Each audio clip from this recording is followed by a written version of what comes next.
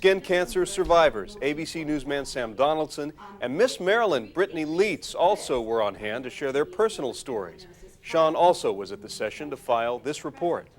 Thanks. Dr. Ellis has actually joined us as well. And Doctor, could you give us an overview of what happened in the session? Well, we had several tremendous talks from our faculty on the scientific aspects of melanoma. But I have to tell you that the audience was most interested in hearing from Brittany Leitz, Miss Maryland, and from Sam Donnelson of ABC News. Well, let's start with you, Sam, because you know this from a personal view, and you've really probably entered into the political realm of this as well. Can you give us an idea of what you spoke about and what you'd like to share?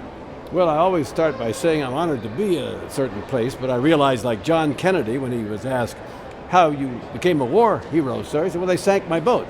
I'm here because I got cancer. I got melanoma. And I talk about how it feels to get the diagnosis and what you do at that point. But I also talk about how we can cure these dread diseases. Cancer, but all the others too. And you can throw money at it.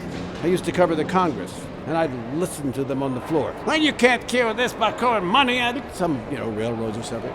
You can. We need more money for peer-reviewed research, because at some point, the doctors, Dr. Ellis, and the scientists are going to get hold of all of this. And I'd just as soon be in my lifetime.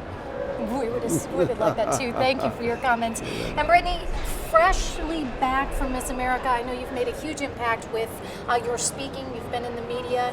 What is it that you'd most like to get across to the dermatologists that are watching this program? Continue to educate the teens that walk into your office, because no matter how much you think you don't get to them, you actually do. It took a long time for my parents and my dermatologist to get that idea into my head that tanning is not safe. And so just for these dermatologists to understand, to keep drilling to their patients that it's not safe to get a tan, and that being pale is okay in a society where tanning is normal. And just keep driving home that point about not tanning is the most important key, and simply telling them about sunscreen. A lot of people don't realize that with melanoma and things like skin cancer, it's as simple as sunscreen.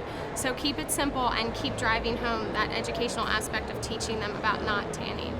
Thank you for all of your efforts. The title of this forum was Burden of Skin Disease, and we did cover a lot of the difficulties that our patients have, and we are trying to help them. Thank you so much, Doctor. I'm Sean Diddy with the AAD News Network.